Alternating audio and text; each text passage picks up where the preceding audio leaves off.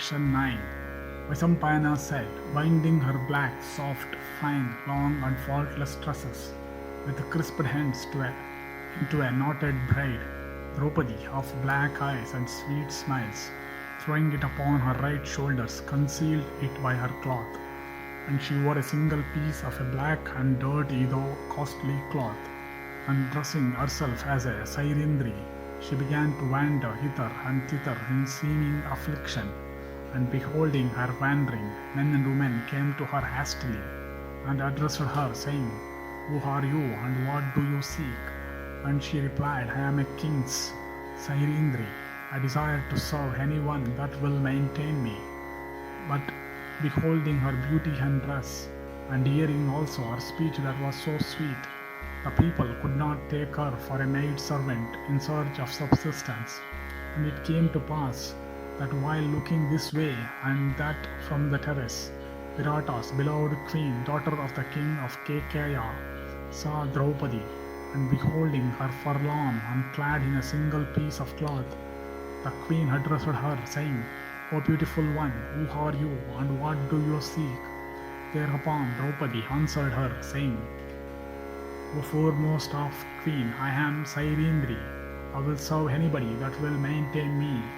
Then Sudeshna said, What you say regarding your profession can never be compatible with so much beauty.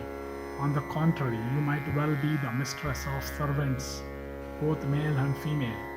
Your heels are not prominent, and your thighs touch each other, and your intelligence is great, and your navel deep, and your words solemn, and your great toes, and bust, and hips, and back, and sides, and toenails, and palms are well developed, and your palms, soles, and face are ruddy, and your speech is sweet even as the voice of the swan, and your hair is beautiful, and your bust shapely, and you are possessed of the highest grace, and your hips and bust are plump, and like a Cimmerian mare you are furnished with every auspicious mark,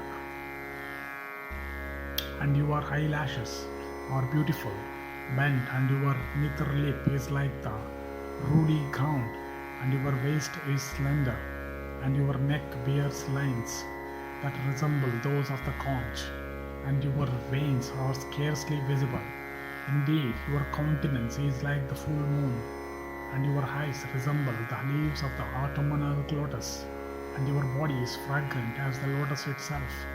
Verily, in beauty you resemble Shri herself, whose seat is the autumnal lotus. Tell me, O beautiful damsel, who thou art. Thou canst never be a maid servant. Art thou a Yakshi, a goddess, a Gandharvi, or an Apsara? Art thou the daughter of a celestial, or art thou a female Naga? Art thou the guardian goddess of some city, a Vidyadhari, or a Kinnari? Or art thou Rohini herself? Or art thou Alambusha, or Mishrakesi, Pundarika, or Malini, or the queen of Indra, or of Varuna? Or art thou the spouse of Vishwakarman, or of the creative Lord himself? Of these goddesses, who art renowned in the celestial regions? Who art thou, O graceful one?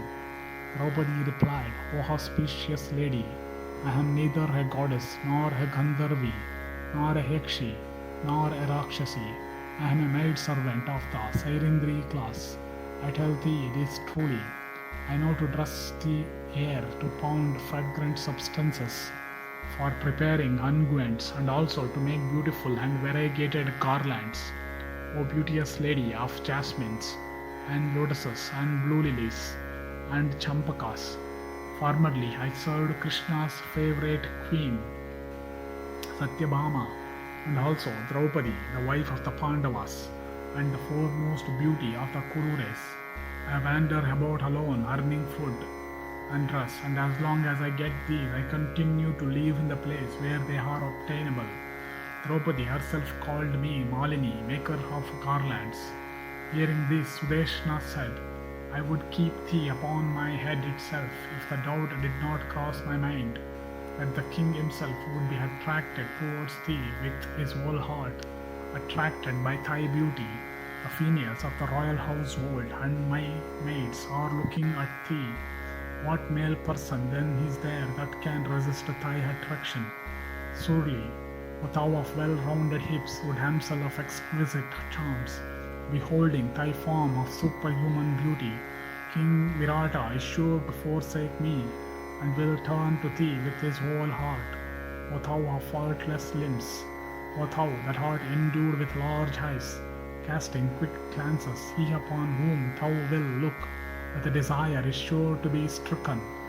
O thou of sweet smiles, O thou that possessest a faultless form, he that will behold thee constantly will surely catch the flame, even as a person that climbs up a tree for compassing his own destruction, even as the crab conceives for her own ruin, I may, O thou of sweet smiles, bring destruction upon myself by harboring thee.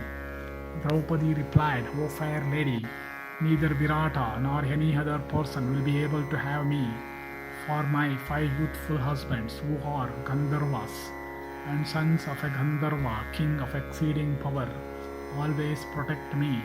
None can do me a wrong. It is the wish of my Gandharva husbands that I should serve only such persons as will not give me to touch food already partaken of by another, or tell me to wash their feet. Any man that attempts to have me like any common woman meeteth with death at very night. No one can succeed in having me. For, O beautiful lady, O thou of sweet smiles, those beloved Gandharvas, possessed of great energy and mighty strength, always protect me secretly. Sudeshna said, O thou that bringest delight to the heart, if it is as thou sayest, I will take thee into my household. Thou shalt not have to touch food that hath been partaken of by another, or to wash another's feet. Vaisampayana continued, thus addressed by Virata's wife, O Janamejaya, Krishna, Draupadi, ever devoted to her lords, began to live in that city, nor could anyone ascertain who in reality she was. Thus ends the 9th section in the Pandava-Pravesa Parva of the Virata Parva.